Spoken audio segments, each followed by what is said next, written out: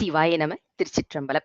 ஞானாசிரியராகவும் ஞான குருவாகவும் எம்மை வழிநடத்தும் நம்பி ஆரூரர் திருவடிகளையும் அண்ணாமலை பெருமான் திருவடிகளையும் மனம் மொழி மெய்களால் வணங்கி மகிழ்கின்றேன். பன்முக நோக்கில் 9ஆம் திருமுறை என்ற இந்த நிகழ்வு இன்று 160வது நாளை எட்டியுள்ளது. இந்த 160வது பொழிவை நமக்கு கொடுப்பதற்காக நம்மோடு இணைந்திருப்பவர் நம் மன்றத்திற்கு புதியவர்கள் அல்ல. ஏற்கனவே ஐயா அவர்கள் சாட்டியக்குடி பதிகத்தை பத்தி 2 பாடல்களை மிக அழகான பொழிவாக நமக்கு கொடுத்திருந்தாங்க. அதனுடைய தொடர்ச்சியாக இன்றைய பொழிவு நமக்கு அமையவிருக்கின்றது. ஐயா அவர்களை பத்தி நாம ஏற்கனவே நிறைய சிந்திச்சிருக்கோம். அவர்களை பத்தி அறிமுகத்துல திருவண்ணாமலை திருமூலர் ஆசிரமத்தை நிறுவி அதை இன்றளவும் சீரும் சிறப்புமாக நடத்தி வருகின்றார்கள். நம்மள நிறைய பேர் கண்டிப்பாக போய் பார்க்க வேண்டிய ஆலயம் அப்படின்னு சொன்னா அது மிகையாகாது. ஏன்னா தஞ்சை பெரிய கோயில் எந்த அளவுக்கு பிரபலமாக மிக பெரியவராக பெருவுடையார் என்ற பெயரில் இருக்கின்றாரோ அதே மாதிரி இங்க அருணபாணலிங்கம் அத்தனை உயரமாக 33 அடி உயரத்தில் ஆஜானுபாகுவாக நிற்கின்றார். அது மட்டுமல்லாமல் அமெரிக்கா ஆதிசங்கர அத்வைதம் ஆசிரமத்தை நிறுவி அதையும் மிக அழகாக இன்றளவும் நடத்தி வருகின்றார்கள் ஐயா அவர்கள். ஒரு சந்தோஷம் சொல்றதுல என்ன அப்படின்னாக்க, நான் ஐயாவோடைய லீனியேஜ்ல தான் நானும் வரேன் அப்படின்னு சொல்றது சாமி எனக்கு கொடுத்திருக்கிற ஒரு வரப்பிரசாதம் அப்படின்னு தான் சொல்லணும். யோகா கத்துக்கிட்டது எல்லாமே ஒரே குடும்பமாக வர்ற அதாவது யோக பந்துன்னு சொல்லுவோம் இல்லையா, அந்த மாதிரி. ஆனா ஐயாவை பாக்குறதுக்கு முன்னாடியே அப்படி ஒரு பெருமையை சாமி எனக்கு கொடுத்திருக்கிறாருன்னு சொல்லணும். ஐயா அவர்களுடைய புளோரிடா மாகாணத்துல இருக்கிறாங்க. அங்க புஜகேஸ்வரர் என்ற ஒரு ஆலயத்தை அமைத்து மிக அழகாக அவருக்கு வாரம் அபிஷேகம் செய்து ருத்ர அபிஷேகங்கள்லாம் செய்துட்டு வர்றத காணொலியில இன்றும் நாம பார்த்து அனுபவிக்கிற ஒரு விஷயமாக இருக்கின்றது. அதை பார்த்தவர்களுக்கு யாராக இருந்தாலும் புஜகேஸ்வரர் மேல ஒரு தனி காதல், அதாவது கண்டதும் காதல் என்பது அவர் பார்த்த மாத்திரத்துல நமக்கு வரும். சிவன் ராத்திரி அபிஷேகங்கள் எல்லாம் மிக அழகாக ஐயா அவர்கள் செய்தாங்க. ஆனா ஐயா கிட்ட ஒரு மிக பிடித்தமான ஒரு விஷயம் என்ன அப்படின்னா, இன்றைய காலகட்டத்திற்கு ஏற்ப அதை எல்லாத்தையும் ஆன்லைன்ல கொண்டு உலகம் முழுக்க இருக்கிறவங்க வீட்ல இருந்தே ஈசனுடைய அபிஷேகத்தை காணுங்கள் அப்படின்னு நம்மளுக்காகவும் அதை திறந்து வைத்ததுதான் மிகப்பெரிய ஒரு முற்போக்கு சிந்தனைவாதி என்று சொல்ல வேண்டிய ஒரு நிலைப்பாடு. அப்படிப்பட்ட ஐயா அவர்கள் தான் இன்று 3வது தொகுப்பு, அதாவது சாட்டியக்குடியில உள்ள 3வது பாடலை நமக்கு பொருள் விரித்து சொல்லுவதற்காக வந்திருக்கின்றார்கள். அதனால ஐயாவிடம் மேடையை ஒப்படைக்கலாம். ஐயா சிவாய நம. சிவாய நம. வாகர்த்தௌ விவசம்பிரக்தௌ வாகர்த்தௌ பிரதிபத்தயே ஜகதோ பிதரௌ வந்தே பார்வதி பரமேஸ்வரஹ. நன்றி லாவண்யம்மா. புள்ளியர்கோன் வெப்பொழித்த புகலியர்கோன் களல் போற்றி ஆளிமிசை கண்மிதப்பில் அணைந்த பிரானடி போற்றி வாழி திருநாவலூர் வன் தொண்டர் பதம் போற்றி ஊழிமலி திருவாத ஊரர் திருத்தாள் போற்றி ஈராண்டில் சிவஞானம் பெற்றுயர்ந்த மெய்கண்டார் இணைத்தாள் போற்றி நாராண்டவல் அடியார் கருள் பொறிந்த அருள் நந்தி நற்றாள் போற்றி நீராண்ட கடந்தை நகர் மறைஞான சம்பந்தர் நிழல் தாள் போற்றி நீராண்ட தில்லை நகர் உமாபதியார் செம்பதும திருத்தாள் போற்றி போற்றி.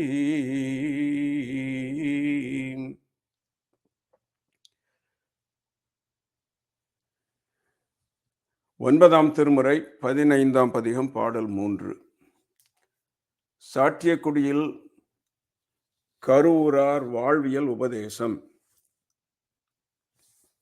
நம்முடைய வேதங்களிலும் திருமுறைகளிலும் சாஸ்திரங்களிலும் பல மெய்ஞான அறிவுரைகள் இருந்தாலும் மோட்சத்திற்கு வழி காட்டக்கூடிய பல சிந்தனைகள் இருந்தாலும் அவையுள் மறைந்திருப்பது என்னவென்றால், இங்கு நாம் இந்த பூமியில் வாழ்ந்து கொண்டிருக்கும் போது வாழ்க்கைக்கு வழிகாட்டியான தத்துவங்களும் மறைந்துள்ளன. அதை நாம் சிறிது ஆழமாக ஆலோசித்து பார்க்கும்போது நமக்கு அது தெரிய வருகிறது. அதே முறையில் நான் இதுவரைக்கும் பொதுவாக ஆன்மீக சிந்தனையிலும் மோட்ச சாதனமாக அதை எப்படி நாம் அறிந்து கொள்ள வேண்டும் என்ற ஒரு நோக்கிலுமே இந்த சாஸ்திரங்களையும் வேதங்களையும் நான் ஆராய்ந்ததுண்டு. இப்பொழுது கடந்த சில நாட்களாக நம் தமர் ஊரன் அவர்களின் அணுகுமுறைப்படி இதை வாழ்வியலில் எப்படி இணைக்க வேண்டும் என்று சிந்திக்கும் பொழுது பல உண்மைகள் தெளிவாகின்றன. அதேபோல் இந்த பாடலில், 3வது பாடலில், இன்று நாம் சிந்திக்கவிருக்கும் 3வது பாடலில் மிக அருமையான உண்மைகள். எப்படி என்றால், எல்லையில்லா செல்வத்தில் இருந்தாலும் எளிமையாக இரு என்ற ஒரு மிகப்பெரிய உண்மை. அடுத்தாற்போல், இந்த வாழ்க்கையில் வாழ்ந்து கொண்டிருக்கும் போது தாமரை இலையில் தண்ணீர் போல் இரு என்ற இன்னொரு மிகப்பெரிய உண்மை. இவை இரண்டிற்கும் மேலாக இன்னொரு உண்மை என்னவென்றால், இப்படி நீ வாழ்ந்து கொண்டிருக்கும் போது, அதாவது எல்லையில்லா செல்வத்தில் இருந்தாலும், எளிமையில் இருந்தாலும், நீ வறியவனாக இருந்தாலும், வல்லவனாக இருந்தாலும், நீ எளிமையாக இரு என்ற ஒரு உண்மையும், நீ என்னதான் வாழ்க்கையில் உனக்கு இடர்கள் வந்தாலும், இன்னல்கள் வந்தாலும், அதையெல்லாம் உன்னை பாதிக்காமல், அவற்றை பொருட்படுத்தாமல், எல்லாம் இறைவனின் பிரசாதம் என்று வாங்கி கொண்டு தாமரை இலையில் தண்ணீர் போல் இரு என்ற மிகப்பெரு உண்மையும் தவிர இன்னும் மிகப்பெரு உண்மை நமக்கு கிடைக்கிறது இந்த 3வது பாடலில். அதாவது, இறைவன் நமக்கு கொடுத்த மனித சக்திகளை இனப்பெருக்கத்திற்காகவும் மற்ற காரியங்களுக்காகவும் கொடுக்கப்பட்டுள்ள அந்த சக்திகளை மாற்றி தெய்வீக சக்தியாக எப்படி மாற்ற வேண்டும் என்ற ஒரு மிகப்பெரிய உண்மையை இங்கு நமக்கு கருவூரார் காட்டுகிறார். இது நம்மளுடைய சனாதன அல்லது இந்து தர்மத்தின் அடிப்படையில் சொல்லக்கூடிய மிகப்பெரிய உண்மை. ஏனென்றால், நாம் நம்மளுடைய புருஷார்த்தங்கள் என்று கூறுவார்கள் வடமொழியில். அவை என்னவென்றால், தர்ம, அர்த்த, காம, மோக்ஷ. தர்மத்தின் அடிப்படையில் பொருள் தேடு, அந்த பொருள் ஈட்டி உன்னுடைய இச்சைகளை பூர்த்தி செய். அதன் பின் எல்லாமே அனைத்தும் தர்மத்தில் அடிப்படையில் செய்து நீ கடைசியில் சேர வேண்டிய ஒரு எல்லை எதுவென்றால் மோட்சம். தர்ம, அர்த்த, காம, மோட்சம் என்று கூறுவார்கள். அந்த அடிப்படையில் இந்த மனித சக்தியை, மானுட சக்தியை தெய்வீக சக்தியாக மாற்ற வேண்டும் என்பதை மிக அருமையாக கருவூரார் நமக்கு ஒரு மறைமுகமாக காட்டுகிறார். என்னவென்று பார்ப்போம். இந்த பாடல் இதுதான். தொழுது பின் செல்வது அயன்முதற் கூட்டம், தொடர்வன மறைகள் 4 எனினும், மிக அருமையான வார்த்தையை போடுகிறார் அங்கு. தொழுது பின் செல்வது அயன்முதற் கூட்டம், தொடர்வன மறைகள் 4 எனினும், கழுதுரு கரிகாடு உறைவிடம், போர்வை கரியுரி. போர்வை கவந்திக்கை, கரியுரி திரிந்தூன். கவந்திக்கை திருந்துவோன். அதற்கப்புறம் தழல் உமிழ் அரவம் கோவனம், பளிங்கு சபவடம் சாட்டிய குடியார், இழுதுனை சொரிந்தோம்பு அழல் ஒளி விளக்கு, 7 இருக்கையில் இருந்த ஈசனுக்கு. இதுதான் பாடல். எளிமையாக இரு. தொழுது பின் செல்வது அயன்முதற் கூட்டம், தொடர்வனம் மறைகள் 4 எனினும். இதை ஆங்கிலத்தில் நாம் சுருக்கமாக கூற வேண்டும் என்றால் ராயல் ஆன்டூரேஜ் என்று கூறலாம். அதாவது, மேலோகத்தில் உள்ள, சிவலோகத்தில் உள்ள, கைலாயத்தில் உள்ள காட்சியை நமக்கு இங்கு கருவூரார் காட்டுகிறார். அது என்ன காட்சி? இங்கு நம்மளுடைய பூமியில் அரசர்கள், பெரிய பேரரசர்கள் பின் எப்படி ஒரு ஆன்டூராஜ் என்று சொல்லக்கூடிய மந்திரி கூட்டங்களும், சேனை கூட்டங்களும், தளபதி கூட்டங்களும் பின் தொடர்ந்து செல்லுமோ, அவரின் பின் கை வணங்கி கொண்டு அதேபோல் இங்கு தேவலோகத்தில் சிவலோகத்தில் உள்ள ஒரு காட்சியை நமக்கு காட்டுகிறார். அதாவது இறைவன் சிவபெருமானின் பின் யார் செல்கிறார் என்றால், அயன் முதற் கூட்டம் பிரம்மாவில் இருந்து, இந்திரன் முதல் விஷ்ணுவில் இருந்து, ருத்ரர்களில் இருந்து, மற்றும் ஆதித்யர்கள் என்று சொல்லக்கூடிய வசவர்கள் என்று சொல்லக்கூடிய பல தேவர்கள் கூட்டம்.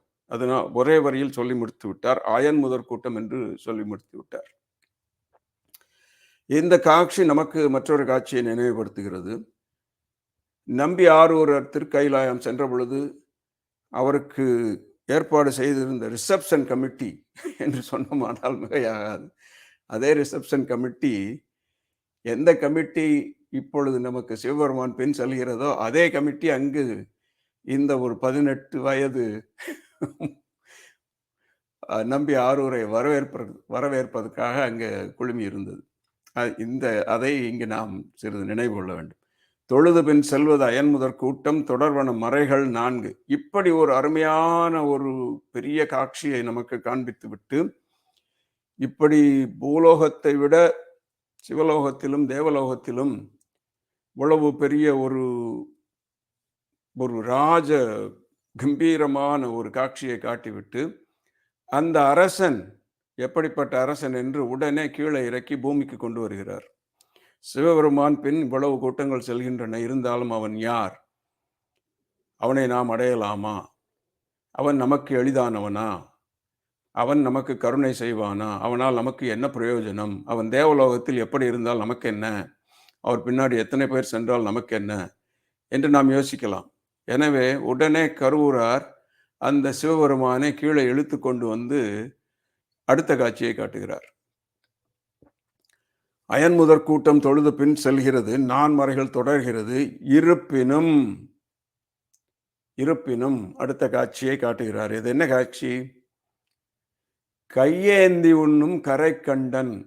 இவ்வளவு மிகப்பெரிய அண்ட சராச்சரம் அகிலாண்ட கோடி நாயகர், அகிலாண்ட பிரம்மாண்ட கோடி நாயகர் திடீரென்று கீழே இறங்கி வந்து கையேந்தி பிச்சை எடுத்து உண்ணுகிறார். அவர் நமக்காக மட்டும் பிச்சை எடுக்கவில்லை, அடியார்களுக்காக பிச்சை எடுத்துள்ளார். பின்னாடி பார்ப்போம். அவர் எங்கே இருக்கிறார்? கழுதுரு கரிகாடு. கழுதுரு பேய்கள் நடமாடும் சுடுகாடு, கரிகாடு, கரி. அவர் போர்வை கரி உரி. அவருடைய சாப்பாடு திரிந்து தேடல், கை ஊன், கையில தான் சாப்பிட்டார், தட்டு கிடையாது. இந்த தொன்னைன்னு சொல்லுவோம், அதுவும் கிடையாது, கை. இது ஆதிசங்கராச்சாரியர் ரொம்ப அருமையாக சொல்லுவார். கௌபீன பஞ்சகம்னு அதை பின்னாடி பார்ப்போம்.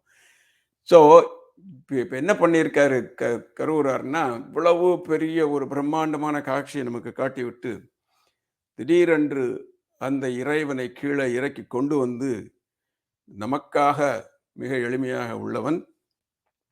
நாம் எல்லோரும் அவனை அணுகலாம். ஏன்? எப்படி அணுகலாம்? எல்லோரும் செல்லக்கூடிய, நீங்க அணுகாவிட்டாலும் அவன் உங்களுக்காக அங்கு காத்து கொண்டிருக்கிறான். எங்கு? கரிகாடு.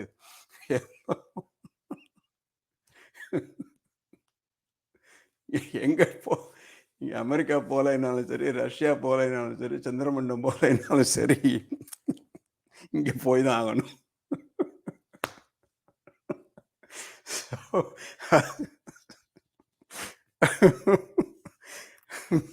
திருமல் ரொம்ப அழகா சொல்லுவார். அடப்பண்ணினார் அரிசிலை உண்டார், மட நல்ல ஆளோடு மந்தனம் கொண்டார், இடப்பக்கமே சிறிது நொந்தது என்றார், கிடக்கப்படுத்தார், கிடந்தொழிந்தார் என்னார். போடுற சுவாமி அடி சக்கே.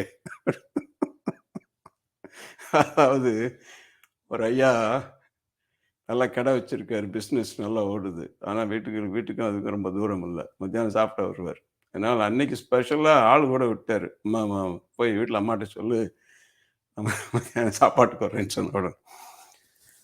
அந்த வேலைக்காரன் போய் அம்மாட்ட, ஐயா சொன்னாங்க சாப்பாட்டுக்கு இன்னைக்கு கொஞ்சம் சீக்கிரம் வந்துடுறாங்களாம் அப்படின்ன உடனே அந்த அம்மா, ஐயாவே இன்னைக்கு சொல்லிட்டாரன்னு சொல்லி தடப்படலாம் எல்லாம் பண்ணி வைக்கிது. ஐயா அதே மாதிரி ஐயா போறாரு, அடாப்ட் பண்ணினார், அரிசிலை உண்டார். அதை பார்த்துட்டு இப்படியே பார்க்குறாரு. பிறகுதான் இந்த சாப்பாட்டை ரசிக்கிறதா, உன்னைய ரசிக்கிறதா, அவ்வளோ அழகா இருக்கியே அப்படி இப்படின்னு மட நல்லாளோடு மந்தனம் கொண்டார். அப்புறம் என்னாச்சுன்னா, இடப்பக்கமே சிறிது நொந்தது என்றார். இங்க பாருங்க, இதெல்லாம் இந்த காலத்துல வருது. எத்தனை 5000 வருஷத்துக்கு முன்னாடி சொல்லிட்டு போயிருக்காரு அவர். இடப்பக்கமே சிறிது நொந்தது என்றார். என்ன அது, ஹார்ட் அட்டாக்கு. இடப்பக்கமே சிறிது, ஐயோ மரகதம் லேசாக நெஞ்சு வலிக்குது, அந்த அந்த அந்த டைரியில் டாக்டர் நம்பருக்கு கூப்பிடு. இப்போல்லாம் செல்ஃபோனில் இருக்கு, கூப்பிடணும். அந்த மாதிரி டாக்டர் கூப்பிட்டு இப்படியே படுத்தார். டாக்டர் வரதுக்குள்ள படுத்தார். கிடக்கப்படுத்தார் கிடந்தொழிந்தாரேன்னு. அதனால நம்ம என்னதான் இருந்தாலும் அந்த ஒரு இடத்துக்கு நிச்சயமா போய் தான் ஆகணும். அதனால இறைவனுக்கு தெரியும், இது என்னைக்காவது ஒரு நாளைக்கு இங்கே வந்து சேருமா, அன்னைக்கு அவனுக்கு ஹெல்ப் வேணும், நம்மளை நினைச்சானா இல்லையா. அதனால தான் இங்கே பாருங்க, அவருக்கு பேர் மார்கபந்து. மார்கபந்து ஸ்தோத்திரம்னு ஒன்று எழுதியிருக்காரு அப்பய தீட்சிதர். மார்கபந்துனா நீங்கள் இந்த மதுரையிலேருந்து சென்னைக்கு போகிறது, இல்லை சென்னையிலேருந்து சிங்கப்பூர் போகிறது, அமெரிக்கா போகிறது, அந்த மார்க்கத்துக்கு பந்து கிடையாது. நீங்கள் பிறப்பு இறப்பு என்னும் இந்த மார்க்கத்தில் போய்கிட்டே இருக்கீங்களே, உழன்று உழன்று உழன்று விசியஸ் சைக்கிள் என்று நாம் சொல்லக்கூடிய ஆங்கிலத்தில், அது உழன்று உழன்று உழன்று உழன்று அந்த மார்க்கத்துக்கு பந்து. அதுதான் உண்மையான பந்து. அதான் அப்போ ரொம்ப அருமையாக சொல்லுவார், அங்கமாலையில் சொல்லுவார், உற்றார் யாருளரோ, உற்றார் யாருளரோ, உற்றார் யாருளரோ, உயிர்கோடு போம்பொழுது குற்றாலத்துறை கூத்தனல்லால் நமக்கு உற்றார் யாருளரோ. எனவே அல்லையே நீ வணங்காய். எனவே நான் அவர் போடல, நான் போடுறேன். அல்லையே நீ வணங்காய், அலை மாலை தலை கணிந்து தலையாலே பலிதேறும் தலைவனை. தலையே நீ வணங்க தங்கி சொல்றார். என்ன, எனினும் உறைவிடும் கழுதுரு கரிகாடு போர்வை கரிவுரி ஊன் கமந்திக்கை திருந்து தேடல். இப்படிப்பட்ட சுவாமி அண்ட சராச்சரம் இலாண்ட கோடி பிரம்மாண்ட நாயகர். எத்தனையோ பிரம்மாக்கள், கோடிக்கணக்கான பிரம்மாக்களை படைத்தவர், கோடிக்கணக்கான விஷ்ணு காப்பவன், படைப்பவன், கரைப்பவன், ருத்ரர்களை படைத்தவர். இவர் நமக்காக வந்து பிச்சை எடுக்கிறாருங்க. யாருக்காக எடுத்தார் தெரியுமா? நம்பி ஆரூருக்காக பிச்சை எடுத்தார். நம்பி ஆரூரே சொல்றார், கச்சேர் அரவு ஒன்று அறையில் அசைத்து களலும் சிலம்பும் கலிக்க பலிக்கு என்றும் உச்சம் போதா ஊர் ஊர் திரிய கண்டால் அடியார் உருகாரோ. இச்சையறியோம் எங்கள் பெருமான் ஏழேல் பிறப்பும் என ஆழ்வாய் அச்சமில்லா கச்சூர் வடபால் ஆலக்கோயில் அம்மான். எங்கேயாவது கேட்டிருக்கீங்களா? எந்த சாமியாவது வந்து வெயிலில் போய் அலைஞ்சு, ஒருவேளை உங்கள் பொண்டாட்டி உங்கள் பிள்ளை கூட செய்யுமா தெரியாது, போயா இந்த வெயில் ஏவ போவா, இப்போ இந்த கடைக்கு போயிட்டு பாருங்க இறைவன் என்ன கருணை. இது ஒரு பாட்டு நினைவுக்கு வருது. அதாவது நம்ம இதில் ஒரு ஒரு ஒரு சங்கீதத்தில் வரும் அந்த பாட்டு. என்னன்னா, கெரைய நீரனும் கெருக செல்லி, கெரைய நீரனும் கெருக செல்லி பரவ பாடதவ ரந்திகானேரோ அரிய கருணாதோள பாக்யவ அரிசமர்ப்பணே மாடிவது கீரம் ச ச த த ப ப த த ப ம ம பம் த ச ச த த ப ப த த ப புரந்தரதாச கிருத்தி எந்த காலத்துல கொஞ்சம் படிச்சது. எல்லாம் ஆன்லைன் கிடையாது அப்பெல்லாம், சும்மா அதை அப்படியே கேட்டு கேட்டு. ஸோ இதில் என்னன்னாக்க, குளத்துல ஏதாவது குளம் அவர் படைச்சது, சாமி படைச்சது. அப்பா குளத்துல படைச்ச தண்ணிய, நீ படைச்ச தண்ணிய உனக்கே எடுத்து நான் போட்டு நான் புண்ணியம் தேடிக்கிறேன் பாரு. ஹரிய சமர்ப்பண மாடி வதிக்கிறோம். நீங்க அவருக்கு படைச்சதையே அவருக்கு இது எப்படி டீல்? அவர் கொடுத்ததே அவருக்கு கொடுத்து என்ன பண்றோம் பார்த்தீங்களா? நம்ம பெருமை தேடிக்கிறோம், நமக்கு ஒரு பாதுகாப்பை தேடிக்கிறோம், நமக்கு ஒரு பெனிஃபிட்டை தேடிக்கிறோம். அவர் படைச்சது அது. இது எப்படின்னா, சிறு உதாரணம் கொடுக்கணும்னா, உங்க சின்ன பிள்ளை உங்க குழந்தைங்கள்லாம் சின்ன பிள்ளையா இருக்கும்போது, டீனேஜராக இருக்கும்போது எல்லாம் செய்யாது. சின்ன பிள்ளையா இருக்கும்போது உங்களுக்கு ஒரு பர்த்டேயோ ஏதோ ஒரு விசேஷம் வந்துச்சுன்னு வச்சுக்கோங்களேன், அது என்ன செய்யும், ஒரு சின்ன பேப்பர் எடுத்து, mummy, daddy, I love you அப்படின்னு ஒரு சின்ன ஒரு நோட் எழுதி கொடுத்துன்னு வச்சுக்கோங்களேன், ரொம்ப சந்தோஷப்படுவீங்க இல்லையா? ஐயோ கண்ணா கண்ணி, பேப்பரை நீங்க கொடுத்தது, பென்சிலை நீங்க வாங்கி கொடுத்தது, இந்த பிள்ளை நீங்க வாங்கி கொடுத்த ஒரு சின்ன பென்சில்லையே mummy daddy I love you அப்படின்னு போட்டுச்சுன்னா, நம்ம மனிதர்களாகிய நமக்கே இவ்வளவு சந்தோஷமா இருக்கு. இதை வந்து ஒரு இறைவன் எவ்வளவு சந்தோஷப்பட மாட்டார்?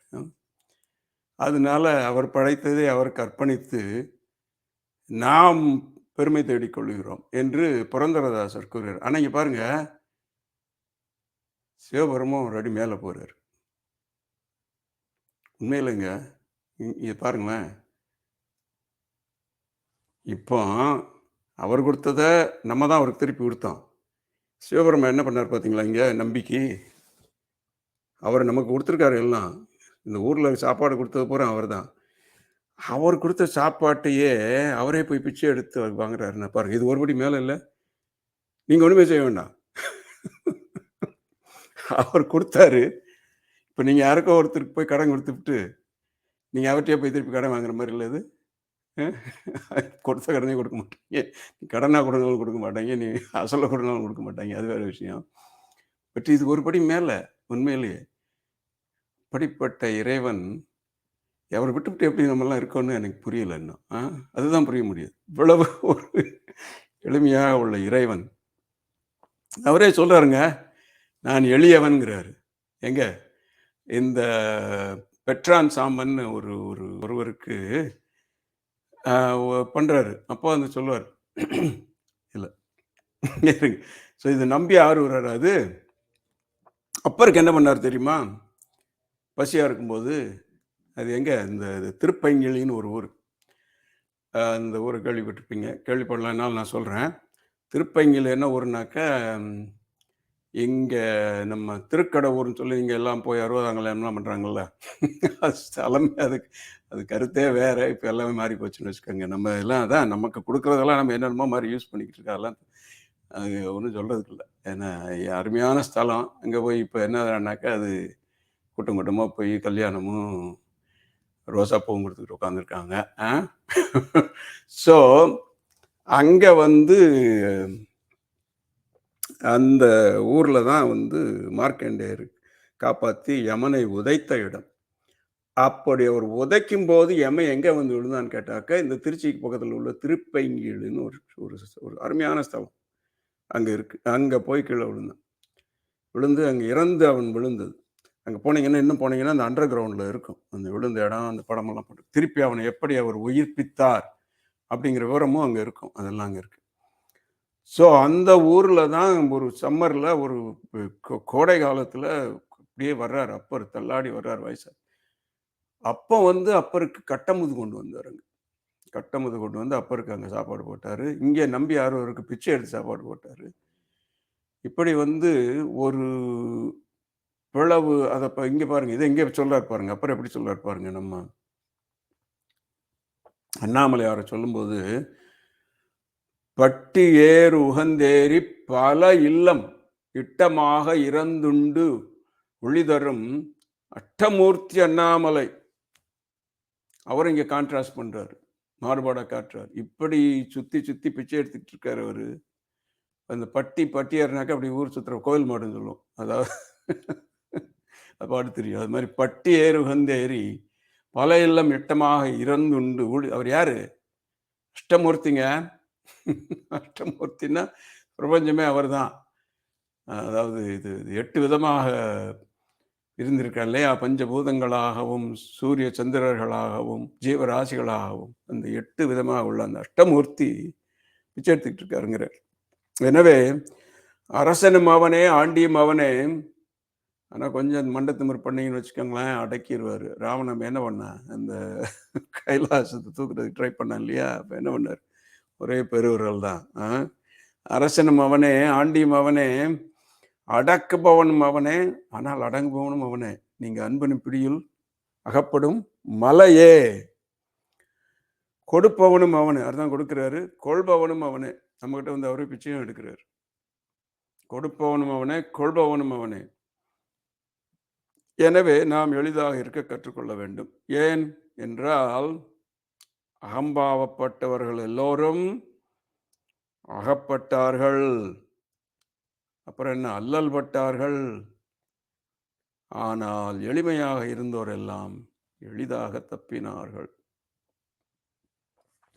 அவருடைய பெருமையை மாணிக்கவாசகர் சொல்றார் திருவண்ட பகுதியில். அண்டநாயகன் அம்பலவாணனே அண்டி இருக்க வேண்டும்.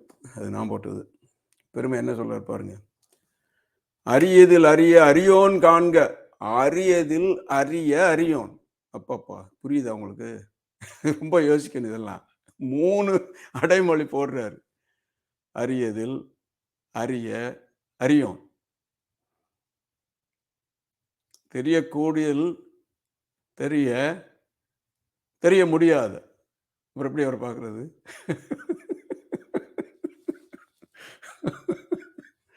காண்கன்னு வர போடுறாரு. அழுகணும். அழுதால் நீங்கள் காண்பீர்கள். அது ஒரு வாழ்க்கையை வாழ்ந்து காட்டினார்.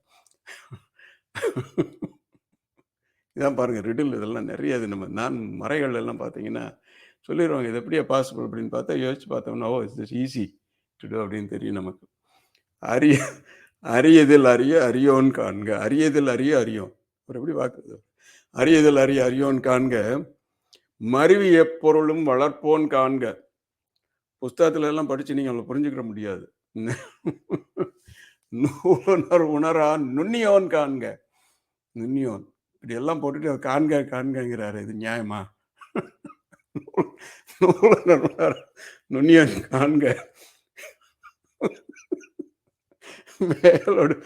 மேலோடு கீழாய் விரிந்தோன் காண்க. அவங்களே பார்க்க முடியல. யாரு? பிரம்மாவும் விஷ்ணுவுமே பார்க்க முடியல. அப்புறம் நம்ம கிட்ட பார்க்கறது. மேலோடு கீழாய் விரிந்தோன் பார்த்தாங்களா? முடியல. விரிந்தோன் காண்க. அந்தமும் ஆதியும் அகன்றோன் காண்க. பந்தமும் வீடும் படைப்போன் காண்க. நிற்பதும் செல்வதும் ஆனோன் காண்க. கற்பமும் இறுதியும் கண்டோன் காண்க. எங்க தில்லை நடராஜர் பாடுறாங்க. கற்பமும் இறுதியும் கண்டோன் காண்க. அதனாலதான் இன்னைக்கு நடராஜர் எங்க வச்சிருக்காருனாக்கா, உலகத்திலே ஒரு பெரிய விஞ்ஞான ஸ்தாபனம், நம்ம CERN சொல்லுவோம், central European nuclear research center, largest hadron collider அங்கதான் இருக்கு. உலகத்திலே இருக்க பெரிய விஞ்ஞான ஸ்தாபனம், உலகத்திலே இருக்க பெரிய மிஷின் அங்கதான் இருக்கு. நீங்க இண்டஸ்ட்ரியல் நீங்க போயிங் எடுத்துக்கிட்டாலும் சரி, லாக்ஹீட் எடுத்துக்கிட்டாலும் சரி, அங்க கூட அவ்வளவு பெரிய மிஷின்லாம் கிடையாது. ஆனா எங்க இருக்குன்னா சுவிட்சர்லாந்துல ஜெனீவா கிட்ட அண்டர் கிரவுண்ட்ல அவ்வளவு பெரிய மிஷின் இருக்கு. ஏன்? இந்த உலகம் எப்படி தோன்றியது என்பதை காண்பதற்காக. இந்த உலகம் எப்படி தோன்றியது என்பது காண்பவர்கள் முற்பட்ட பொழுது அவர்களுக்கு வந்த ஒரு படம் காட்சி நடராஜர் காட்சி. எனவே இன்றும் நீங்கள் அங்கு சென்றீர்களானால் அந்த ஸ்தாபனத்தின் முன்பாக நடராஜரின் சிலையை பார்க்கலாம். எனவே பந்தமும் வீடும் படைப்போன் காண்க. நிற்பதும் செல்வதும் ஆனோன் காண்க. கற்பமும் இறுதியும் கண்டோன் காண்க. யாவரும் பெறவரும் ஈசன் காண்க. தேவரும் அறியா சிவனே காண்க. அந்த சிவன் என்ன சொல்றாரு? அடியார்க்கு எளியவன் சிற்றம்பலவன் கொற்றாங்குடியாருக்கு கொடுக்கும் கைச்சீட்டுன்னு சொல்லி இந்த பெற்றான் சாம்பல் மோட்சம் கொடுக்கிறார். தன்னை எளியன், சிற்றம்பலத்தில் உள்ளவன் எளியன் என்று தன்னை அறிமுகப்படுத்துகிறார். அவரே எளியன் சொல்லும்போது நம்ம எல்லாம் எந்த மூளைக்கு?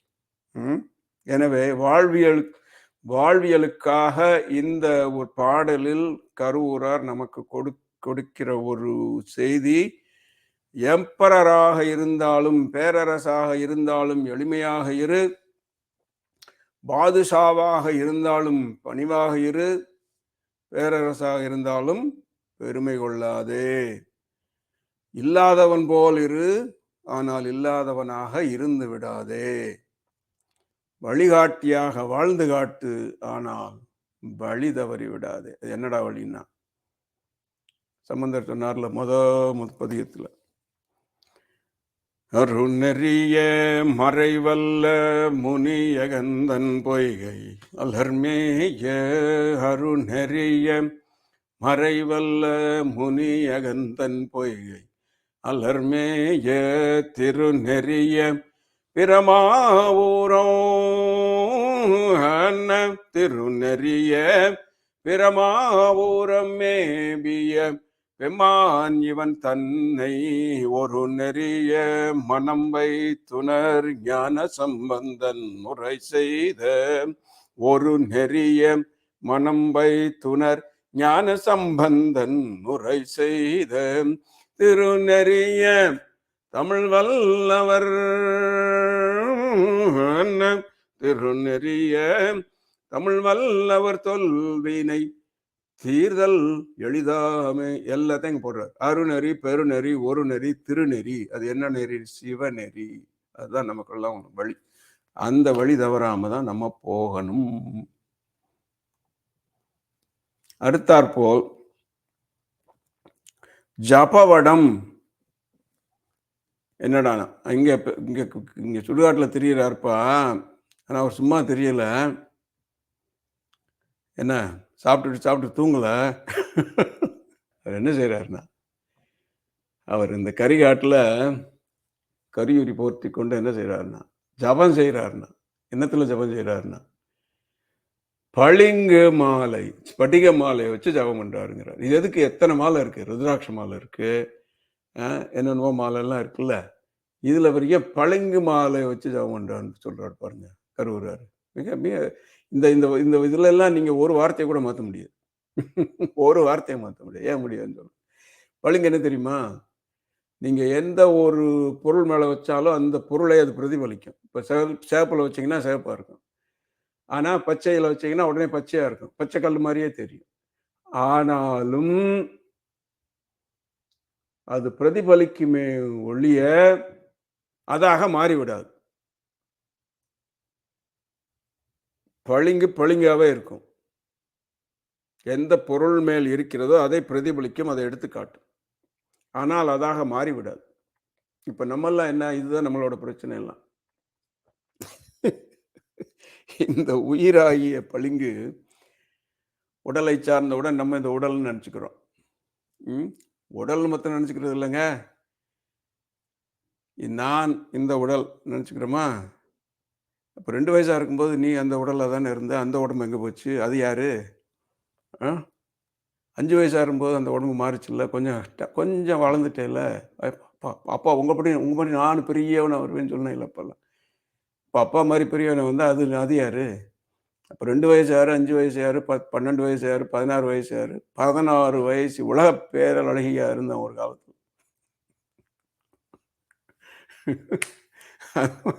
அது யாரு? நரை திரை மூப்பு வந்து அப்படி போயிட்டோம். அது யாரு? உண்மையான ஆள் யார்? ஸோ இது இந்த நம்ம அதுதான் அந்த நான் நான் நான் இது நான் இது. அது மாத்திரம் இல்லை, உடம்போடு நம்மை நாம் ஒருமைப்படுத்தி கொண்டு இதுதான் நான் என்றும் ஒரு அறியாமை. அதை தவிர்த்து இது என்னுடையது, அது இன்னும் கொஞ்சம், அது ரொம்ப இன்னும் வேகம். பாருங்க, உடம்பே ஒன்னது கிடையாது, உடம்பே நீ இல்லை.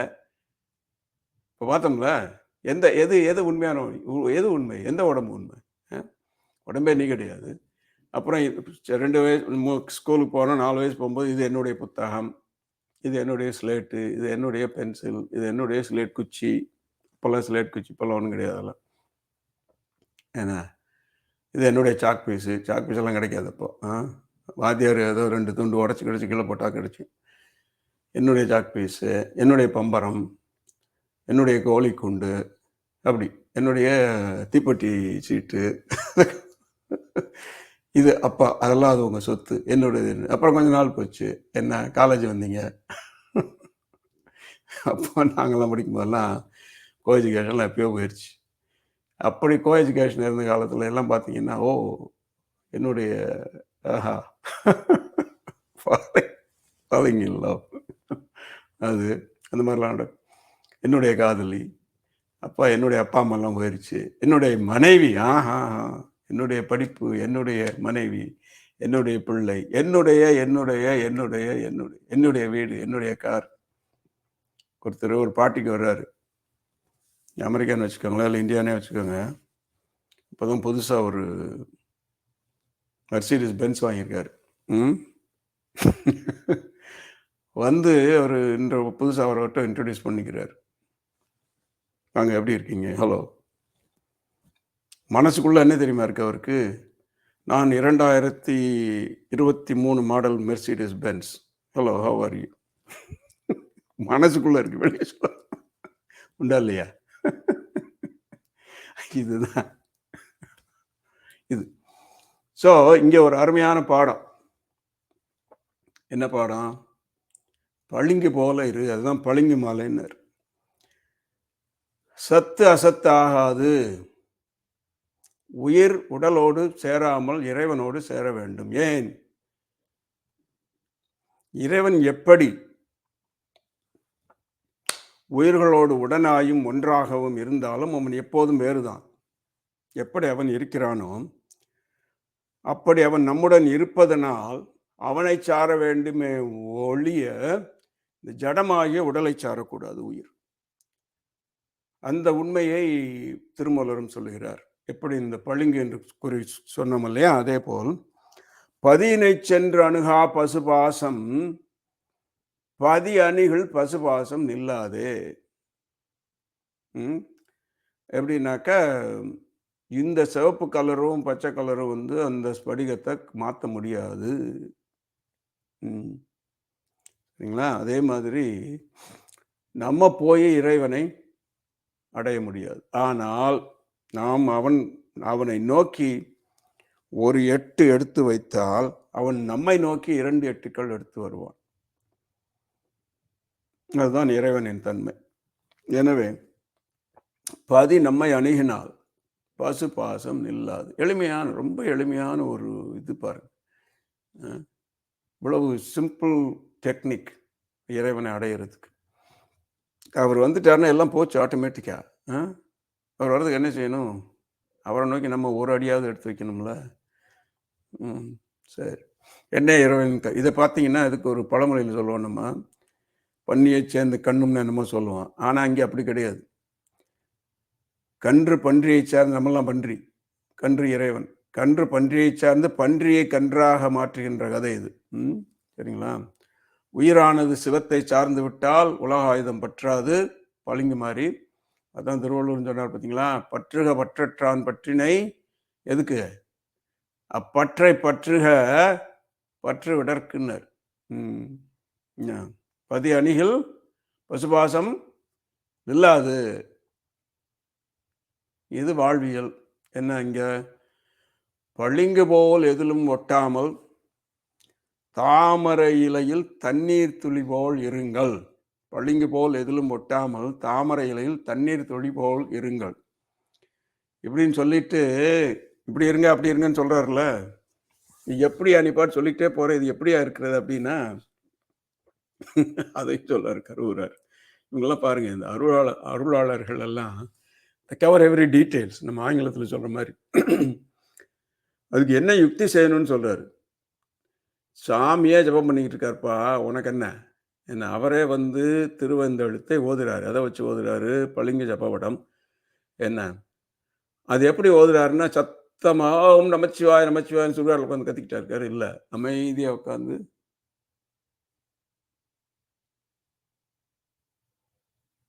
இப்படிதான் பண்றாரு, வளர்த்துறாரு பளிங்கு வடம். இதை நம்ம ஒரு ரமண மகர்ஷி ரொம்ப அழகாக சொல்வார். இந்த ஜபம் பண்ணுறத வழுத்தொழில் வாய்க்குற்சாபத்தில் விழுப்பமானதாம் உந்தி பரன்னு திருவுந்தியார்னு ஒரு பாட்டு எழுது. அதுல ரொம்ப அழகா சொல்லுவார். அதுல என்ன சொல்றாருனாக்க, ரொம்ப அழகா சொல்லுவார். இப்ப நம்ம சொன்ன கருத்து பூரா அதுல வருது. அது நான் முதல் பாட்டையும் நான் சொல்றேன். ஏன்னாக்க இப்ப நான் சொன்னது பூரா அதுலயும் உங்களுக்கு புரியும். அதாவது எதற்காக நம்ம இறைவனை சார்ந்திருக்க வேண்டும் அப்படிங்கிறதுக்காக அவரும் சொல்லுவார்.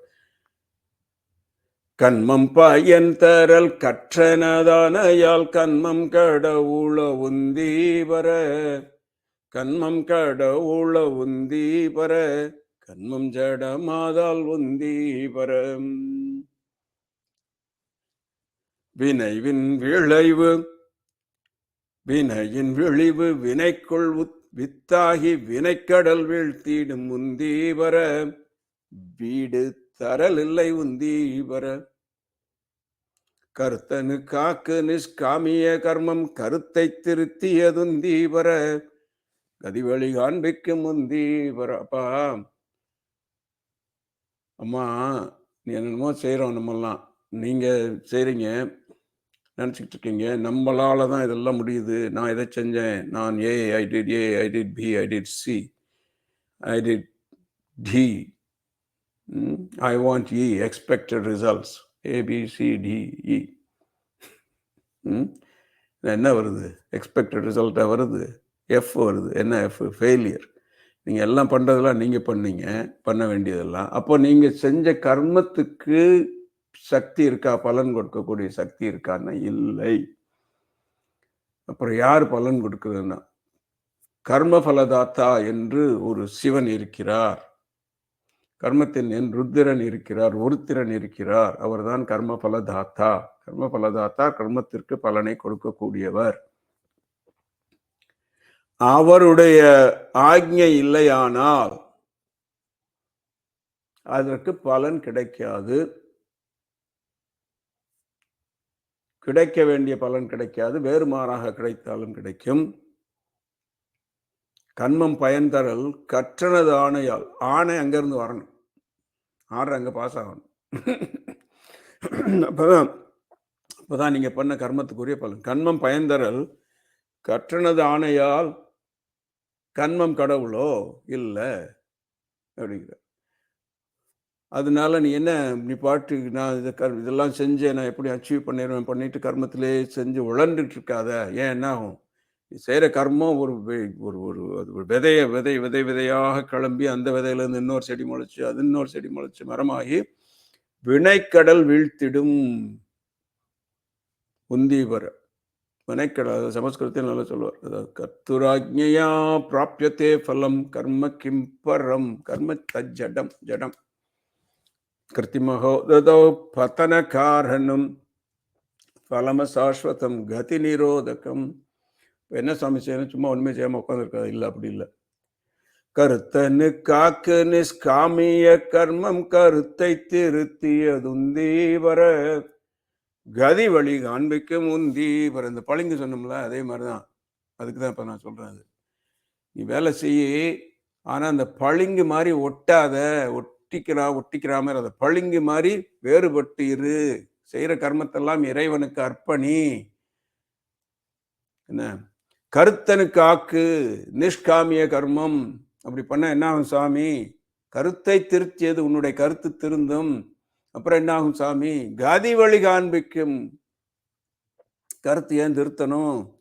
ஏன் திருத்தணும்னா, ஐயோ இதை நான் பண்ணேன், இவ்வளோ கஷ்டப்பட்டேன், ஐயோ ஒன்றுமே வரல, இப்படி ஆகிப்போச்சு, இப்படி ஆகிப்போச்சு அப்படின்னு உட்காந்துட்டு இருந்தேன்னு அடுத்தாப்புல என்ன செய்யணும்? மண்டையில் வேலை செய்யாது.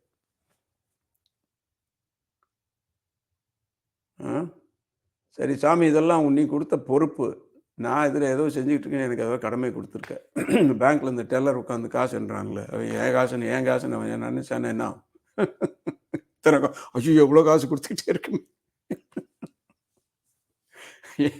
அது மாதிரி தான் வாழ்க்கையில் நமக்கு கொடுக்கப்பட்ட பொறுப்பு, இதைத்தான் நீங்க பண்றீங்க. அது இந்த பளிங்கு மாதிரி இருக்கணும். அப்பத்தான் என்ன நடந்தாலும் இறைவனோட பிரசாதம் வாங்கிக்கிறோம். வாங்கிட்டு கோயிலில் போய் பிரசாதம் வாங்கிட்டு எனக்கு அதை கூட கூடன்னு கேட்கக்கூடாது. கொடுத்ததை வச்சுட்டு அப்புறம் அதை போய் லேப்ல கொண்டு போய் ரிசர்ச் பண்ணக்கூடாது, என்ன பிரசாதம் கொடுத்தாங்க. ஸோ அது நமக்கு அப்படி கர்த்தனுக்காக்கு நிஷ்காமிய கர்மம். நீ செய்கிற வேலையெல்லாம் அவனுக்கு கொடுத்த கடமையெல்லாம் நீ செய். அதுக்காக ஒன்றும் செய்யாமல் இருக்கணும் இல்லை. நீ கோமணத்தை கட்டிட்டு காட்டுக்கு போகணும் கிடையாது. கொடுத்த கடமைகளை நிறைவேற்ற வேண்டும். கருத்தனுக்கு ஆக்க வேண்டும். கருத்தனுக்கு ஆக்க நிஷ்காமிய கர்மம் கருத்தை திருத்தியது. அப்பதான் உன்னுடைய கருத்து தந்து, ஏன் நீ இறைவன் அப்பா இந்த பாரு நான் செய்யறதை செஞ்சேன், நான் இது ரிசல்ட் கொடுத்த இதுவும் உனக்கு சரி, அடுத்தாப்புல என்ன செய்யணும்னு யோசிச்சு அப்பதான் மைண்ட் கிளியரா இருக்கும். அதான் ரமண மகரிஷி சொல்றாரு, கருத்தை திருத்தியது. அப்ப மைண்ட் ஒழுங்கா இருந்தா நம்மளுடைய தன்முனைப்பு, ஈகோ என்று சொல்லக்கூடிய தன்முனைப்பு அதில் ஈடுபடாமல் இருந்தால் நாம் ஆங்கிலத்தில் சொல்லும்படி ஃப்ரஸ்ட்ரேட் ஆக மாட்டோம், டிப்ரெஸ் ஆக மாட்டோம். எல்லாம் இறைவனின் கருணை, அவன் திருவருள் என்றிருந்தால் அடுத்தாற்போல் நாம் என்ன செய்ய வேண்டும் என்று நம்முடைய கருத்தில் தோன்றும். அதான் சொல்றாரு, கருத்தை திருத்தியது உந்தி பெற. அதுக்கப்புறம் என்னடான்னா, அப்படி இருந்து நீ வாழ்ந்தேன்னா அது கதி வழி காண்பிக்கும். அதுதான் உனக்கு கதி வழி காண்பிக்கும். அப்படி இல்லை நீ கர்மமே பண்ணிக்கிட்டு நான் பண்ணேன் உட்காந்துருந்தேன்னாக்க பத்தன காரணம் வினையின் வெளிவு வினைக்குள் வித்தாகி வினை கடல் வீழ்த்திடும்னார். ஸோ அந்த கடவுள் கர்த்தன் யாருன்னு அப்புறம் சொல்றாரு, என் வாம் இறை உருமென என்னுரு யாவும் இறை உருவாம் என எண்ணி வழிபடல் உந்தி பெற ஈசன் நற்பூசை. அந்த ஈசன் தான்ப்பா அந்த கர்த்தனுக்குன்னு அடுத்த பாட்டில் சொல்ல, திடம் இது பூஜை ஜபமும் தியானமும் உடல் வாக்குள்ள தொழில் உந்தி பெற உயர்வாகும் ஒன்றில் ஒன்றுந்தி பெற என்னுரு யாவும் இறை உருவாம் என எண்ணி வழிபடல் உந்தி பெற ஈசன் நற்பூசை உந்தி பெற. இதைத்தான் இப்போ நம்ம கருவூரார் சொல்றாரு, ஜபம் எப்படி சாமி பண்ணிக்கிட்டாங்க உட்காந்துருக்காரு, என்ன பளிங்கு ஜபமாலை ஜபவடம் வாய்க்குள்ள அப்படியே பண்ணிக்கிட்டு இருக்காரு. சாமி ஓம் நமச்சிவாயன்னு கத்திக்கிட்டாங்க, சுடுகாட்டில் தெரியல, அப்படியே பார்த்துருப்பாரு. சிவனை பார்த்தீங்கன்னா அப்படிதான் உட்காந்துருக்கு. வழுத்தலில் வாய்க்குச்சபத்தில் வாய்க்குச்சபத்தில் வெளுப்பமானதாம் உந்தி வர விளம்பும் தியானம் இது உந்தி வர அப்படின்னு அவரும் சொல்றாரு. அதே கருத்தை கருவூராரும் கூறுகிறார். எனவே அவரே ஏன் பண்ணணும்? ஒரு கேள்வி வருது. அப்ப அவரைத்தான் நம்ம எல்லாம் தியானம் பண்றோம், அவரைத்தான் நம்ம எல்லாம் ஜபம் பண்றோம், அவர் பேர் நம்ம சொல்லிட்டு இருக்கோம், அவர் ஏன் நமச்சிவாயன்னு சொல்லணும்? நல்ல கேள்வி தானே. ஏன்னு கேட்டீங்கன்னா, பெயர் கொண்டவனை விட பெயருக்கு பெருமை அதிகம். அவர் பெயர் போனவருங்கன்னு சொல்றோம், பேர் தான் சொல்றோம். அவர் ரொம்ப பெயர் போனவருங்க அப்படின்னு பெயருக்கு மகிமை அதிகம். அதனாலதான் நீங்க எல்லாருக்கும் நம்ம அடிக்கடி சொல்லுவோம் இல்லையா, இது நம்ம சிவபுராணத்துல நமச்சிவாய வாழ்கன்னு ஆரம்பிக்கிறாரு. அதாவது ஐந்தெழுத்து வாழ்க, திருவைந்தெழுத்து வாழ்கன்னு ஆரம்பிக்கிறாரு. இறைவனுடைய திருவடி வாழ்க, கை வாழ்க, கால் வாழ்கன்னு ஆரம்பிக்கல. இல்லை சிவனே நீ வாழ்கன்னு ஆரம்பிக்கல. ஐந்தெழுத்து வாழ்கங்கிறார். ஏன்னா அந்த ஐந்தெழுத்துக்கு பெயர் கொண்டவனை விட பெயருக்கு பெருமை அதிகம்.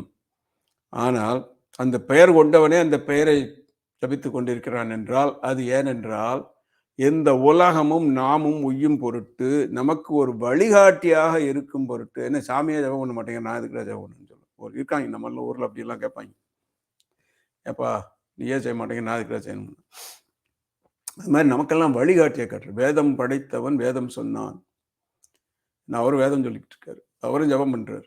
ஏன்? நமக்கு ஒரு வழிகாட்டி, இப்படியெல்லாம் செய்யி அப்படின்னு சொல்லி அதைத்தான் திருமூலர்னு சொல்றாரு. திருநெறியாவது சித்த அசித்தின்றி பெருநெறியாய பிரானை நினைந்து குருநெறியாம் சிவமா நெறிகூடும் ஒரு நெறி ஒன்றாகவே வேதாந்தம் போதும். தமிழும் சரி வடமொழியும் சரி எல்லாம் ஒரே ஒரு உண்மையைத்தான் கூறுது. என்னது? சிவ ஏகோ ஏக, அவன் ஒருத்தனை மொத்தம் தியானம் பண்றா போதும். சிவங்கரக, அப்புறம் என்ன செய்யணும்? மற்ற எல்லாத்தையும் விட்டு தொலை. சர்வ மன்ய பரித்திஜ்ய, அத்தர்வ ஷிகோ உபநிஷதுன்னு இருக்குது. அத்தர்வ ஷீர்ஷ உபநிஷதுங்கிற அதாவது பிள்ளையாரை பத்தி. இது அத்தர்வ ஷிகோ உபநிஷதுன்னு ஒன்று இருக்கு, சின்ன உபநிஷம். நல்ல செய்ய வேண்டிய தொழில் இது ஒண்ணுதான். செய்ய வேண்டிய தொழில்னு சொல்லிட்டு இதுதான் முக்கியமான தொழில். மற்றெல்லாம் சும்மா வயிற்று பொழப்புக்காக செய்யும். ஓகே. ஐயோ, இது கொஞ்சம் கடினமான இப்போ இங்கே சாட்டியக்குடியில் கரூர் அவர் ஒரு கடினமான இடத்துக்கு வர்றாருப்பா. அதாவது இப்படி தெரிஞ்சுக்கிட்டு இருக்காரு, கரியுரி என்ன கையேந்தி ஊன் இப்படி. அப்புறம் அவருக்கு என்னடா ட்ரெஸ் போட்டிருக்காரு, வினோதமான ட்ரெஸ்ஸை வினோதமான ட்ரெஸ் போட்டிருக்காரு சாமி. பாம்பை கோவணமாக கட்டியிருக்காருங்கிறாரு. அது அப்படிங்க, பாம்பை கோவணம் கட்டினா ஏதாவது மறைக்குமா? ஒன்றும் அப்படி இல்லைங்க. அவர் இங்கே அரவன் சொன்னது மிகப்பெரிய உண்மை இங்கே இருக்கு. அது முதல்ல மேலெழுந்த வாரியா பார்ப்போம் நம்ம. அதாவது அரவுன்னா என்ன இங்க? அதுவும் சாதாரண அரவு இல்லை. அவர் சொல்லுது பாருங்களேன், தழல் உமிழ் அரவம் கோவணம்ங்கிறாரு. தழல் உமிழ், இங்க ஒரு நெருப்பையும் சேர்த்து சொல்றாரு அந்த அரவத்தோட. இப்போ இந்த அரவம் நமக்கு நம்ம பார்த்தோம், முதல் பொழிவில் இருந்தே அதை நாம் சிந்தித்து கொண்டு வந்திருக்கிறோம். இவர் ஒரு பெரிய சித்தர். 9ஆம் திருமுறையில் உள்ள அருளாளர்கள் எல்லாம் சித்தர்கள். அவர்கள் நோக்கு வேறுபட்ட நோக்கு. இந்த தழல் உமிழ் அரவம் என்னவென்றால், யோக அக்னியாகிய குண்டலினி சக்தி. என்ன இந்த தழல் உமிழ் அரவம் குண்டலினி சக்தியாக அம்மையின் பின் அப்பன் மறைந்திருக்கிறார். இது தேவி. அந்த ஔவையார் கூட ஒரு பாட்டு இருக்குல்ல, இது பெரிது பெரிது புவனம் பெரிது புவனமோ நான்மகன் படைப்புன்னு அப்படி வரும் இல்லையா?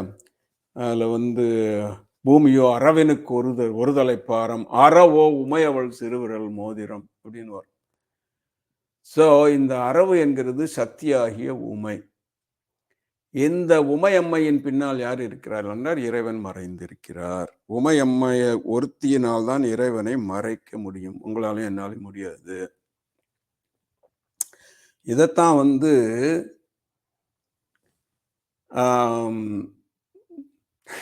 இன்னும் கொஞ்சம் நம்ம ஒரு இதா சொல்லணும்னாக்க, சிரிப்பா சொல்லணும்னா, சக்தி சிவத்தை மறைத்து கொண்டிருக்கிறது. அதாவது சிவனின் மானத்தை காப்பாற்றுகிறது என்று கூட சொல்லலாம். அப்படிதான் சொல்றாரு இங்க யாரு, கருவூரார். அப்பா இன்னைக்கு என் பொண்டாட்டிய மானத்தை காப்பாத்திட்டா, இல்லைன்னாக்கா என் மானம் போயிருக்கும் சொல்ற மாதிரி இங்க அந்த அம்மா அவருடைய மானத்தை காப்பாற்றி கொண்டிருக்கிறது. ஆதிசங்கர் ரொம்ப அழகா சொல்றாரு பாருங்க. शिवशक्त्या युक्तो यदिर्भवति शक्तः प्रभवितुं न चेदेवं देवो न खलु कुशलः स्पन्दितुमपि अतस्त्वाम् आराध्यां हरिहरविरिञ्चादिभिरपि प्रणतुं स्तोतुं वां कथम् अकृत पुण्य प्रभवति. அம்மா நீ இல்லைன்னா அந்த ஆளால ஒரு அசைவு கூட செய்ய முடியாதுங்கிறார். சிவசக்தியா யுக்தோ எதி பவதி, அப்படி இல்லைன்னா சக்தக பிரபயுத்தும் நச்சே தேவம் தேவோ ந கல் குஷலக ஸ்பந்தித்தம். அப்படி ஸ்பந்தித்தம்னாக்க கொஞ்சம் கூட ஒரு அசைவு கூட செய்ய முடியாது. வைப்ரேஷன், ஸ்பந்தனம், ஸ்பந்தித் அப்படிங்கிறார். எனவே அரவக்கோவனம் என்பது இங்கு அரணை மறைத்துள்ள சக்தி. சக்தியின் பின்னே சிவம் மறைந்துள்ளது. சக்தியின் பின்னே சிவம் மறைந்துள்ளது. அம்மையும் அப்பனும் ஒன்று எனினும் படைப்பின் பின்னே பரமன் ஒதுங்கி உள்ளான். ரொம்ப அருமையான உண்மை பாருங்க. இது வேதத்திலையும் சொல்றாங்க, படைப்பின் பின்னே பரமன் பதுங்கி உள்ளான். இதுதான் இங்கே சாட்டியக்குடியார் சொல்றாரு. படைப்பு இந்த பிரபஞ்சம், இது பின்னாடி பரமன் இருக்கிறான் எப்படின்னு சொல்றாங்க பாருங்க. அதாவது இந்த 5வது முகத்தை விவரிக்க வேதங்கள் எப்படி கூறுகின்றன என்றால், இது அதுக்கு அந்த 5வது முகம், இப்போ 4 திசைகளிலும் உள்ள 4 தத்புருஷர், சத்யோஜாதர், வாமதேவர், அகோர். தத்புருஷர் அகோர். தத்புருஷர் கிழக்கு, அகோரர் தெற்கு, சத்யோஜாதர் மேற்கு, வாமதேவர் வடக்கு, ஈசானர் என்று அந்த ஊர்துவ முகமாகிய மேல் முகத்தை நாம் கூறும் பொழுது வேதங்கள் என்ன கூறுகின்றன என்றால், ஈசான சர்வ வித்யானாம் ஈஸ்வர சர்வபூதானாம் பிரம்மாதிபதிர் பிரம்மனோதிபதிர் பிரம்மா சிவோமே அஸ்து அது சொல்லிட்டு அந்த எப்படி விவரிக்குது பாருங்க. வியக்தா வியக்த நிரூபிதஞ்ச பரமம் வியக்தாவியக்த நிரூபித்தஞ்ச பரமம், அது அவ்வியக்தமாகி மறைந்துள்ளது. யாரு? சிவன் மறைந்திருக்கிறார். இப்ப என்ன சொல்றாரு இங்க? கருவூரார் தானே சொல்றாரு. சக்தியின் பின்னே மறைஞ்சிருக்கிறாருங்கல்ல, அதேதான். வியக்தாவியக்த நிரூபித்தஞ்ச பரமம், அவ்வியக்தம்னாக்க மறைந்துள்ளது. அந்த மறைந்துள்ள பொருள் சக்தியின் அசைவால் வெளிப்பட்டு வியக்தமாகிறது. வியக்தா வியக்தன், அது எப்படி வியக்தமாகிறது? 36 தத்துவங்கள் சைவ சித்தாந்தத்தில் சொல்றது மாதிரி இப்போ வேதத்திலும் 36 தத்துவங்கள் இருக்கு. ஆனால் அதை ஆதிசங்கரர் விளக்கி ஏன் சொல்லலை? அது மாதிரி கொஞ்சம் அது இரும்பு கடலை, சாதாரண மக்களுக்கெல்லாம் புரியப்படாது அப்படின்னு சொல்லிட்டு அதை விட்டுட்டாரு. அப்படி ஆனால் இருக்குது, சொல்றாங்க 36ன்னே சொல்றாங்க. வியக்தா வியக்த நிரூபிதஞ்ச பரமம் சத்ரும் சதத்வாதிகம் தஸ்மாத் உத்தர தத்துவமக்ஷரமிதி தியேயம் சதா யோகிபிஹி. ஓங்காராதி சமஸ்த மந்திர ஜனகம் சூக்ஷ்மாதி சூக்ஷ்மம் பரம் வந்தே பஞ்சமமேஸ்வர சிவதனம் கவ்யாபி தேஜோமயம். அந்த கவ்யாபி தேஜோமயம்னாரே அந்த 5வது முகம், அங்கதான் இப்ப நம்ம கூட்டிட்டு போறாரு கருவூரார் எடுத்தாப்புல. இது வேதங்களிலும் உள்ள உண்மை. என்ன, படைப்பின் பின்னே பரமன் பதுங்கி உள்ளான். இந்த பிரபஞ்சத்தை நீங்க பார்த்துக்கிட்டே இருந்தீங்கன்னாக்கா பரமனை பார்க்க முடியாது. அதுதான் திருமூலர் நிறைய சொல்றேன். அது திருமூலர் பாட்டையை நானும் கொஞ்சம் மாத்தி அதாவது எப்படின்னு சொன்னோமா, அரணை மறைத்தது அரவக்கோவனம், அரணுள் மறைந்தது அரவக்கோவனம், பரணை மறைத்தது பாம்பு கோவனம், பரனுள் மறைந்தது பாம்பு கோவனம்னா நான் சொன்னது. திருமூலர் சொல்லிடாதீங்க, அவர் அப்படியெல்லாம் சொல்ல மாட்டார். அவர் என்ன சொன்னார்னா, மரத்தை மறைத்தது மாமத யானை, மரத்துள் மறைந்தது மாமத யானை, பரத்தை மறைத்தது பார்பஞ்ச போதும், பரத்துள் மறைந்தது பார்பஞ்ச போதும், பொன்னை மறைத்தது பொன்னணி பூசணம், பொன்னுள் மறைந்தது பொன்னை பூசணம், தன்னை மறைத்தது தன் கரணங்களே, தன்னுள் மறைந்தது தன் கரணங்களே. அது மாதிரி இங்கே கருவூரார் மாத்தி அமைக்க திருமூலர் பாணியில சொல்லணும்னா இப்படி சொல்லலாம். அதுதான் இங்க அந்த கோவனமை ஒழிய மற்ற ஒன்றும் கிடையாது. அடுத்தாப்புல இதுல இன்னொரு உண்மை என்னன்னா, இங்க பாருங்க, இப்ப நான் சொன்னேன்ல, இங்க இருந்து ஒளிக்கு கொண்டு போறாரு. அதாவது வியக்தா வியக்த நிரூபித்த பரமம்னு ஆரம்பிச்சுட்டு இந்த படைப்பிற்கு பின்னால் ஒளிந்திருக்கிற பரமன் என்ன, அவர் எப்படி இருக்காருன்னா, கவ்யாபி தேஜோமயம்னா, திருவண்ணாமலையில ஒளிமயமா நின்னார்ப்பா. அதாவது அண்ட சராச்சரமெல்லாம் காண முடியாத ஒரு ஒளிமயமா நிற்கிறாரு. அதாவது எல்லை இல்லாத, அதான் பிரம்மா விஷ்ணு பார்க்க முடியல. அதனால தான் இன்னைக்கு எங்கே போனீங்கன்னா கார்த்திகை மாதம் பூரா மகா தீபம், கார்த்திகை தீபம் எதுக்கு ஏற்றுறாங்கன்னா அந்த ஒரு நிகழ்ச்சியை குறிப்பிடுவதற்காக அந்த தீபம் இன்றும் அந்த திருவிழாவாக கொண்டாடப்படுகிறது. அதுதான் அதில் ஒரு தாத்பரியம். என்ன, அவர் ஒளியா நின்றது. அடுத்தாப்புல பார்த்தீங்கன்னா இதில் இன்னொரு மாபெரும் உண்மை என்னன்னு கேட்டால், இந்த குண்டலினி சக்தியானது மூலாதாரத்தில் இருந்து எழுந்து சகசிராரம் வரை சென்று சக்தி இறைவனுடன் கலக்க வேண்டும். இன்பத்திற்காகவும் இனப்பெருக்கத்திற்காகவும் மானுடர்களும் விலங்குகளும் பயன்படுத்தக்கூடிய ஒரு அவயவத்தை என்ன பண்ணாரு சாமி, சக்தியாகிய சர்ப்பமாக மாற்றிக்கொண்டு விட்டார். அவர் சும்மா நான் சும்மா கம்பேரிசனுக்காக சொல்கிறேன். அவருக்கு அதுக்காகலாம் அவருக்கு அது கொடுக்கல. இறைவனே அவர் இதுக்கு நமக்கு அப்படி கொடுத்துருக்கார். அதை நம்ம எப்படி செய்யணும்னு சொல்கிறார் இதில். அதாவது அந்த சக்தியை சர்ப்பமாக மாற்றிக்கொண்டு, அதாவது இதோ அரவக்கோவனம் அப்படின்னு சொல்லணும்ல, அந்த சக்தியாக மாற்றி அதன் பின்னே இறைவன் இருக்கிறார். அப்போதான் இறைவனை பார்க்க முடியும். அந்த சக்தியை, கோவனம்னா என்ன, அதை மறைச்சிருச்சு. அது எப்படி மறையும்? ஒரு பொருள் இன்னொரு பொருளை மறைக்கணும்னா அந்த பொருளாக மாற வேண்டும். எனவே இங்கு பாம்பாக அந்த இனப்பெருக்கத்திற்காக கொடுக்கப்பட்ட ஒரு அவயவத்தை ஒரு சக்தியாக மாற்றி அதனுடைய ஒரிஜினல் உண்மையான சொரூபம் என்ன மாற்றி பெரிய இறை உணர்வை உணர வேண்டும் என்று நமக்கு இங்கு ஒரு செய்தி. அதுதான் சாட்டியக்குடியில் கருவூரார் வைக்கும் செய்தி. இதை வைத்து நீ மேல் நோக்கி கொண்டு செல்ல வேண்டுமே ஒழிய எந்தெந்த பொருளை எப்பொழுது பயன்படுத்த வேண்டுமோ அப்படி பயன்படுத்திவிட்டு அதற்கு மேலெழுந்து சென்று கொண்டு இருக்க வேண்டுமே ஒழிய அங்கேயே ஸ்டக்காகி நிற்கக்கூடாது. என்ன 20-30 வயசுல நீங்கள் பிள்ளைய பார்த்தீங்கன்னாக்கா 60-70 வயசுக்கு அதே அந்த காரியத்தை பண்ணிக்கிட்டு இருக்கக்கூடாது. என்ன அந்த காலகட்டத்தில் செய்ய வேண்டிய வேலைகளை முடிச்சுட்டு அடுத்தாப்புல என்ன செய்யணும் போய்கிட்டே இருக்கணும். வாழ்க்கை என்பது மாறிக்கொண்டே வரும் சக்கரம், சுழன்று கொண்டே வரும் சக்கரம். இதில் எப்போ நீங்கள் முன்னேறி போய்கொண்டே இருக்கணுமே ஒழிய பின்னாடி திரும்பி பார்க்கக்கூடாது. இது எப்படி நம்ம வாழ்க்கை எப்படின்னு கேட்டிங்கன்னாக்க, நம்மை இறைவன் கையில் நாம் ஒப்படைக்கப்பட்ட ஒரு பெரிய பாறாங்கல். அந்த பாறாங்கல்ல இறைவன் செதுக்குகிறார். செதுக்கி நம்மை ஒரு பெரும் அற்புதமான அழகிய சிலை வடிவமாக செதுக்குகிறார். நாம் என்ன செய்கிறோம்? அந்த பாறாங்கல் செதுக்கி ஐயோ சாமி இந்த கல்லை எடுத்துட்டியே அப்படின்னு சொல்லி அவர் செதுக்கி வெட்டி போட்ட கல்லை எடுத்து நம்ம திருப்பி அதை ஒட்ட வச்சுக்கிற பார்க்குறோம். இதுதான் நம்ம வாழ்க்கை. நீங்கள் அப்படி ஒட்ட வச்சுக்கிட்டே இருந்தீங்கன்னா அந்த அழகான உருவம் வெளிப்படுமா? வெளிப்படாது. ஐயோ சாமி வலிக்குது, ஒளியால் அடிக்கிறியே, அடிக்கலைன்னா உனக்கு இந்த அழகு வரும் வெளிப்படுமா? வெளிப்படாது. எனவே சிற்பி சிலை வடிப்பதை போல சிவனும் நம்மை செதுக்குகிறான். அதுதான் வாழ்வியலில் இங்கே நமக்கு கருவூரார் காட்டக்கூடிய மற்றும் ஒரு இது. எனவே எந்தெந்த பொருள்களை எப்படி பயன்படுத்த வேண்டுமோ அப்படி பயன்படுத்தி கொண்டு அதை சக்தியாக மாற்றிக்கொண்டு முன்னேற வேண்டும், இறைவனை நோக்கி செல்ல வேண்டும், நமக்கு மோட்ச பாதையை நமதாக்கி கொள்ள வேண்டும் என்பதே இந்த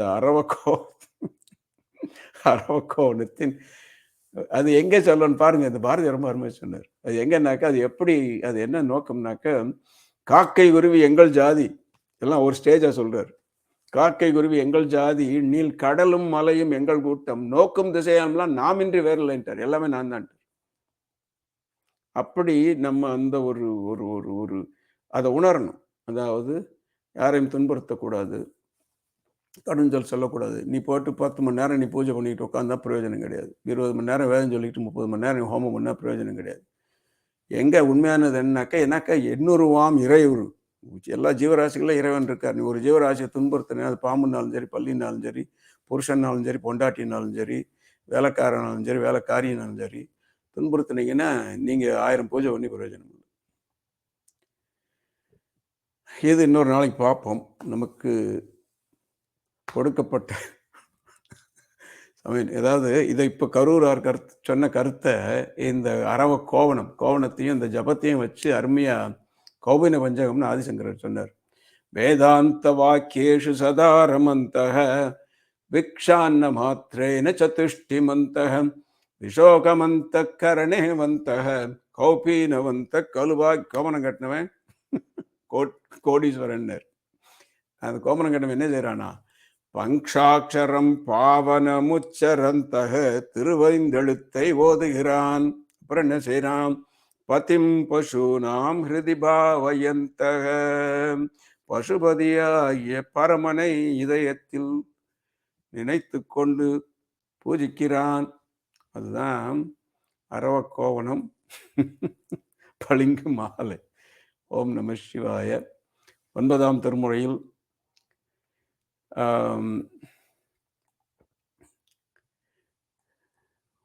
ஒரு அடுத்த தரம் பார்ப்போம். இல்லைன்னா நமக்கு இப்போ டைம் ஆயிடுச்சு.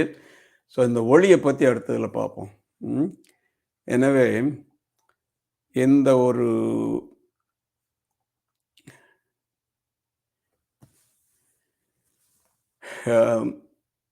அருமையான 9ஆம் திருமுறை என்ற ஞான வேள்வியை மிகவும் வெற்றிகரமாக நிறைவேற்றி இன்று 160வது நாளை எட்டி இருக்கும் திரு லாவண்யா அவர்களுக்கு அவர்களை வாழ்த்தி அவர்கள் தொண்டு மென்மேலும் வளர வேண்டும் என்று இறைவனை வேண்டிக் கொண்டு, பல இன்னல்கள் வந்தாலும் பல விதமான பேச்சாளர்களையும் பொழிவாளர்களையும் சந்தித்தாலும் அவர்களுக்கெல்லாம் ஈடு கொடுத்து, நான் முன்பு கூறியது போல லாவண்யமாக ஈடு கொடுத்து, இன்னல்களை சமாளித்து இன்று 160வது வெற்றி விழா கொண்டாடும் லாவண்யா அவர்களை வாழ்த்தி வணங்கி விடைபெறுகிறேன். ஓம் நம சிவாய. ஓம் நம சிவாய. அருநெறி பெருநெறி திருநெறி ஆகிய சிவநெறியை ஒரு நெறியாக கொண்டு ஒரு ஆற்றும் தொண்டு மென்மேலும் வளர இறைவனை இறைஞ்சி வேண்டிக் கொண்டு இத்துடன் இந்த சிந்தனையை நிறைவு செய்கிறேன். சிவாய திருச்சிற்றம்பலம்.